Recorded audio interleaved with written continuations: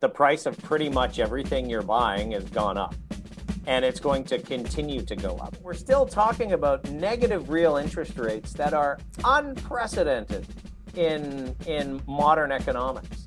What that means is a 10% devaluation of your wealth, right? Like, we forget this. Hey everyone, thank you so much for watching Yankee Stacking. In this video, I'm going to be talking with Dan Wilton, the CEO and director of First Mining Gold, another exciting junior mining company that I cannot wait to share with you. Of course, we're going to be talking about precious metals and the economy, but there is a project that First Mining Gold is involved with that just really is cool. And they are making an announcement today. So I'm definitely jacked to interview Dan Wilton. As of the making of this video, I have absolutely no stake in First Mining Gold. However, I am strongly considering buying some of their shares. I think they are incredibly undervalued, as I hope you'll see. Welcome, Dan. Thank you so much for joining Yankee Stacking. Well, thank you very much for having me. It's a real pleasure. We're going to talk about First Mining Gold, the company that you lead, and we're going to talk about a new partnership, I think, that you're formally announcing today, July 14th, I believe, right? Yeah, very exciting. Oh boy, we'll tell everybody about that in just a minute, but first I need to tell you the type of channel you're on right now. It's a stacking channel. We're part of a wonderful precious metal stacking YouTube community. We love our silver and gold, and we love our constitutional silver. Love to hold it. We love, government minted silver bullion, and of course, fractional gold, 1 ounce gold. Love it. Are you a stacker, Dan? You know what? Up until now, I have not been a stacker. I'm someone who spent 30 years of my career advancing mining projects and ultimately dealing a lot with the precursor to stacking, which is making sure that you can find economic deposits, get them scoped, permitted, built, and get them from the point that you get them from the world's greatest gold vault, being the earth, into a form that you all can touch and feel. So it's a pretty hard part of the business. But more recently, we were talking about this earlier, I absolutely have been starting to do my research as a bit of a newbie in the stacking world, and I've appreciated a lot of education that I've got from watching a few of your videos. You're watching my videos. Absolutely. Thanks, absolutely, man. No better place to start, and I'm definitely in the prepper category. Good for you. Yeah, you're preparing. Hey, that's what I am too. In fact, why don't we talk a little bit about why we want to be doing that, right? Absolutely. I think it's an economic orgy of fiscal and monetary aid and stimulus that's going on right now. Are you concerned? I'm very concerned. I'm very concerned, and it has a lot to do with the fact that, the inflation and even just this push that they're making to convince people that this is transitory inflation. Anyone who goes to a grocery store or a gasoline pump knows that the price of pretty much everything you're buying has gone up, and it's going to continue to go up. So while inflation may be transitory, the reality is if we're sitting at 5 or 6% inflation right now, that's still, many people are saying it's actually 10 to 12, or the 5 or 6 is going to persist for a couple of years, but don't worry, it's transitory. What that means is a 10% devaluation of your wealth, right? Like, we forget this. We're still talking about negative real interest rates that are unprecedented in modern economics. And what a lot of people forget is that the real interest rate component is what you pay on your mortgage less what that inflation is, right? So yes. I think it's had a horrific distorting of asset prices. As you see going into the market, it's not just the negative real interest rates, but it's the flood of liquidity that you talk about as well. I think it's had a real distorting effect, and it's going to continue to have a distorting effect on asset prices. Dan, there's a lot of talk about the Fed being forced to taper their bond purchases, probably first, and then raise the interest rates. And and by taper, I don't mean that they would actually like sell the bonds. No, that just just not buy them up at quite the same rate that they're At doing quite right the now, same right? pace. Yeah, it's Yeah, like what is it, yeah, 120 billion a month? I think that they're yeah, doing now. yeah. Dan, can they stop the bond market stimulus and their zero interest rate policy without collapsing this economic house of cards? Well, here's the other part that a lot of people forget is that the Fed's complicit in the explosion of people's balance sheets, right? Like a consumer debt balance sheet, unprecedented levels. Corporate debt balance sheet, largely used to repurchase shares. And a lot of that has just been done basically with the free money that the Fed's been kind of shoveling out. So, how does that end? I mean, think about the vulnerability of floating rate debt and the consumer and corporates who are relying on floating rate debt. It is really disconcerting. And that's why I'm stacking gold and silver. I mean, do you remember the last gold bull run? I think between 2001, 2011. We're Yeah, talking yeah, like 600%, rise yeah, in gold prices. yeah. Are we starting the next run up, or are we in the next run up? No, I think we're in the very early legs of the next run up. And the way that I've been thinking about it, because yeah, we've actually financed a bunch of mining companies in the period of 2004 to 2011. In that run up from what was kind of the established price of floor of 250 or $300 gold in 02, 03, 04, it ran up to 19. So call it a 6x, six and a bit, but a 6x return. And I think when you saw the pullback, adjustment in cost profiles in the industry, cost inflation, reduction in global grade, particularly in gold, all of that translated into, your kind of very marginal, sort of marginal cost of production for the industry around 1,000, 1050, 1100. Okay. That's where the price pushed down to in 2016. I think you're now seeing the beginning of the push up from there, where it kind of bounced between 1100, 1300 for a couple of years, and it started this slow march up. I think we've got some distortion right now because we've had pretty Mm-hmm. unprecedented financial markets over the course of the last couple of years here. But no, I see no reason why we're not going to see the same type of dynamic in a trough to peak in this period. And big mining companies have not been doing their own exploration. They haven't been buying new projects. They haven't been adding to productive capacity. And so when the gold price started running, in early in 2020 in the back of the financial crisis, that's where you saw development and exploration companies start finally getting a bit of recognition and access to capital they hadn't had for probably 8 years at that point. Well, we're going to talk about your mining company, First Mining Gold. And I got to tell you, Dan, I do this in a rather systematic way. I got this thing I call the Yankee Quadrant. It's 4 factors I consider when I'm looking to invest in a mining company. Mm-hmm. Dude, I seriously got to trademark that. But anyway, It's got a snappy title. the Yankee Sure. Quadrant. All right, it's management, projects, ownership, and financials. And Yeah. I like to put management first because I really believe that will make or break a junior. Yeah. So tell us a little bit more about your background and what brought you to First Mining Gold.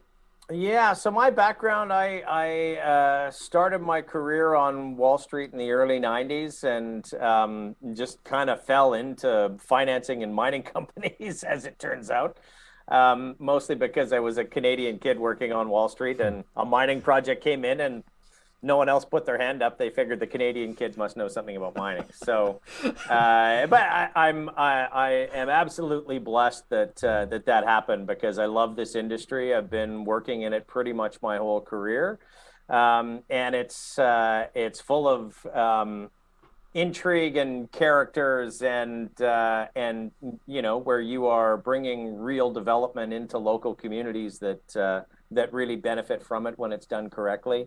So no, I've absolutely loved it, but I've really come at this from the financial side. So I was a corporate finance, mergers and acquisitions, and equity raising advisor for about 20 years. Helped finance and ultimately sell a number of large single asset gold development companies in the last cycle. And then in the downturn was a partner in a mining-focused private equity fund called Pacific Road Capital. We had $800 million under management in two funds, global investment mandate, but still always had a soft spot for gold and precious metals investments more broadly. And someone said, "Oh, have you looked at this thing that Keith Neumeyer's put together? It's a really interesting collection of gold projects." And as I started looking at it, and I hadn't worked with Keith before, I didn't know Keith very well, but basically, I cold called him. And really? I said, "Keith, yeah, no, absolutely." You called Mr. Silver. Absolutely. Yeah. Oh, That's my how word. you get things in this world sometimes. So lo and behold, he and the directors gave me a shot. So that was 2.5 years ago. That's great. I mean, you picked the right guy to cold call. I mean, Keith Neumeyer, man. I mean, full disclosure, Dan, I am a shareholder of First Majestic Silver. I mean, fair enough. And as are we at First Mining, as it turns out. Who else on your management team would you like to shout out? Yeah, we've got a great team across a bunch of disciplines, and have made a couple of really important adds to our team over the last couple of years, including Ken Enquist, who joined us as Chief Operating Officer. And Ken's background is basically advancing projects through feasibility studies, getting them permitted, and ultimately doing that work on big world-class projects that is of the caliber and standard to attract larger mining companies in as partners, or ultimately often to buy those companies. So Ken had worked on a few big projects leading up to this. And we most recently made a really important addition as our VP Environment and Community Relations. We brought on Steve Lines. And Steve and his team had spent the last 6.5 years permitting the Hard Rock project in Ontario. And they took that project from a scoping study through to construction permits. You have several wholly owned and partner projects. And we're going to talk about the big one, the one that is probably your flagship. And that's Spring Pole in Ontario, Canada. From what I've been reading, it's probably one of the few gold development projects that can produce over 300,000 ounces of gold per year in a tier 1 jurisdiction. Is that right? That's exactly right. And that's a really rare thing in the industry. The jurisdictions where you can sleep at night because the government's probably not going to expropriate your property at some point, they are worth their weight in gold. And most of our projects are in northwestern Ontario in Canada. It's got a great regulatory regime. It's got permitting and regulatory authorities who have a deep understanding of mining. You've got local communities that understand mining and, real resource development economy. When you look at Spring Pole and the development plan that we have, we talk about tying into grid power, and that's about 70 kilometers of power line that we need to build for a project the size and scale of Spring Pole. That's not that much. We're about 100 kilometers, a little bit more by road, but about 100 kilometers from Red Lake, Ontario. Great historic mining camp. They've been, there are 4 operating mines in Red Lake. They've been mining there since the 1930s. So again, a real culture around mining. The appraisal concluded that if gold sells for only, say, $1,600 an ounce, not even the $1,800, I think is what we're seeing right now. Spring Pole is worth just shy of $1 billion. Just shy of $1 billion. And we tried to find another 5 million so we could have that on the headlines somewhere. I bet you did. I mean, your company's entire market cap is what, 260 million? Correct. US dollars. Yeah, we're getting a fraction of the value for Spring Pole. This is very deep value right now. It actually is a big reason why I was so interested in doing this interview, and actually am interested in your company. Is it looks like you have one of the most undervalued natural resource companies in the world right now, Dan. I think we do, and we all believe it around here. I think we have some very clear and logical milestones we need to meet. Listen, there's still risk. There's still a lot of work to do, but we've benefited from an enormous amount of investment being made kind of at the top of the last cycle, where a lot of the drilling into the deposit had been done to better understand it. We've had 2 or 3 scoping studies done on the project to understand economics. the pre-feasibility study gives us some very interesting pathways on the engineering. And we think that, the important thing, this 4.6 million ounces of gold resource and another amount of silver on top of that, Ooh, we 20 like. million ounces of silver resource in Ooh, there. we like the silver. Yeah, I know, Definitely I like the know. silver, right? Absolutely. But, we also think that that's really just the starting point for this Okay, deposit. That's kind interesting. of contained in one small deposit. And we're just starting exploration of what is about a 60,000 hectare land package. Let's say what 2, 3 years, you get your permits in place, right? Yep. Um, what could you be worth? Well, if you look at where comparables have traded, the Hard Rock project, which I think is a decent comparable in Ontario, just got sold earlier this year for Mm-hmm. kind of zero point 0.6 to zero point 0.7 times that net asset value. With us at $1 billion, and that's at a $1,600 gold price. It's about $150 million increase in NPV for every couple $100 in the Wow. gold price. So yeah, we have in our investor deck, we actually have a sensitivity table. For those of us that think that $2,000 is, is not the starting point of where we think we're going to be 2 or 3 years from now, we have amazing leverage to the upside. And the Wow. important thing is where the Lassonde curve becomes really important in this is that we don't need to find more ounces, right? You're not taking exploration risk. There's other Mm-hmm. risk Mm-hmm. that every mining project has, but you've got an enormous amount of exploration upside. So tell me about the joint investment that you have with Treasury Metals. This is the announcement that you're formally making, I think, today, right? Yes, yes, indeed. So, and this announcement's actually the culmination of about a year-long process. The thing about Treasury is that it's one of the most buildable projects in the gold sector. Like the infrastructure, we're happy with our infrastructure at Springpole. The infrastructure at Treasury, it's like a 9 iron off the Trans-Canada Highway. It's got a 230 kV power line that the connection to get to it to build a mill is like 200 meters, 10 kilometers outside of a town of 10,000 people, Dryden, Ontario. Hardworking people work in the resource sector. It's an amazing place to develop a project. So Jeremy Wyeth, who's the CEO of Treasury, and his team are moving it forward through pre-feasibility study of their own, continuing to drill. They got a 60,000 meter drill program ongoing right now. I think it's hugely undervalued where it is, And the announcement today is just around the final determination of the number of Treasury shares that you are going to get as a First Mining shareholder. So it was one of the things that Keith had promised to the First Mining shareholders when he set up the company. We're going to, buy great assets at great prices. We're going to do some real work to develop them, find great partners, and then ultimately return some value to the shareholders. So tell us a little bit about First Mining's ownership. When people look at First Mining, we hear a lot about, we've got about 700 million shares outstanding. A lot of people kind of wring their hands when they hear that, but people need to understand that most of those were issued in acquiring the projects that form our portfolio. The vast majority of those. These aren't from round upon round of dilutive financing. Mm-hmm. These are actually, most of that was raised in securing the portfolio. Or most of those were issued in securing the portfolio. So it's about 80% what we'd call retail shareholders, but retail high net worth Yeah, I shareholders. saw that. I'll be honest with you, Dan. That struck me as being kind of high. I guess I would have liked to have seen maybe a little bit more skin in the game there. Yeah, well, you got to keep in mind, me as the CEO here, I've bought I exercised some options on Friday. Mm-hmm. I've bought in excess of 5 million shares, like in the market, exercising some options.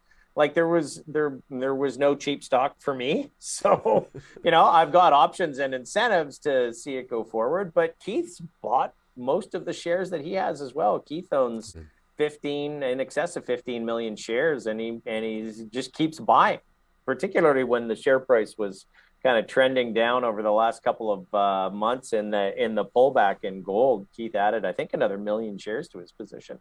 So every member of our management team has bought stock in the last year, and we're committed and incentivized. But we do have a small but growing institutional shareholder base, and that's where this transitions. As we get the project closer to those permitting deadlines, I think we're starting to see more and more interest from an institutional community. What's your cash position right now? So, yeah, we're in a very strong cash position right now. We've got 35 million of cash and probably another 15 in marketable securities, maybe more than that, depending on how you qualify it. Yeah. And then another probably $100 million worth of value in our partnership portfolio. So when you look at those things alone, that's in excess of $100 million of value, and we think that's only going up. I just don't want to forget to your debt position with First Mining. Yeah, Gold. no debt. That's what I like to hear. Just curious. It's lots of cash, and I think ultimately, the real strategy is over time, those partnership projects, as they hit milestones, we have some other cash and share payments that come to us. We think we've got more than enough liquidity to see us through getting to those key permitting and ultimately kind of to a construction decision at Springpole in that 2023, early 2024 timeframe. And we get to that point, then, our share price should be substantially higher, getting towards some of those values, multiples of our net asset value that you've seen in other transactions. That if we get to that point, when the gold price is going where we think it will, I think we're in a really good position with incredible leverage, and our share price should show really good leverage to the gold price. You mentioned the share price, so I have to say, First Mining Gold is over the counter here in the United States. Ticker symbol FFMGF. Dan, this has been a lot of fun, actually. Yeah, very absolutely. informative. How can people get in touch with you if they have questions about First Mining Gold? Yeah, so very easy to get in touch with us. You can find us on our website, www.firstmininggold.com. You can send us an email at info@firstmininggold.com. That comes right into the company ears. Phone numbers on the website if you want to give us a call. We look forward to hearing from you. All right. Well, thanks again for joining me, Dan. Appreciate it. No, very much appreciated. Thanks for having me. Well, I hope you enjoyed this interview with Dan Wilton of First Mining Gold. Guys, there is a lot of potential with this company. I hope you caught it. The Springpole project alone could be worth $500 to $700 million US. That's like a 300% upside potential only from that one project. Yes, it is a junior mining company. It's a penny stock. It does have some risk, but they've deleveraged quite a bit of it. It's further along on that Lassonde curve. So put First Mining Gold on your stock watch list. I'll include their information in the description of the video. Don't forget to like and comment this video. And as always, I hope your day is A-OK.